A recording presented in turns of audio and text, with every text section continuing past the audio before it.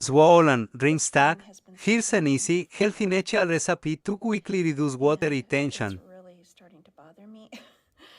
um, I must have eaten too much salt or something in the last couple days, but I love to wear jewelry, but as soon as I get home and I'm back in my home, all the jewelry comes off. But I have not been able to get this ring off.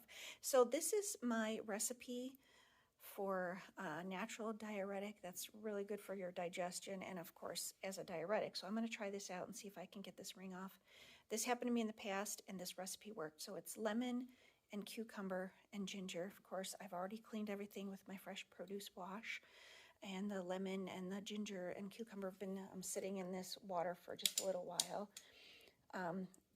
I slice up the ginger in some very large slices and then some very small slices, and I'm going to see how it works. I'll let you know.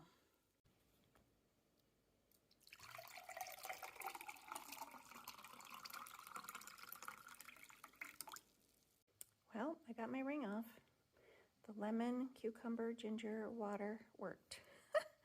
I drank 2 full glasses like right away, and each of these is 16 ounces, so I drank 32 ounces, and I finally got my ring off. I'm not saying the results are typical, but it worked for me.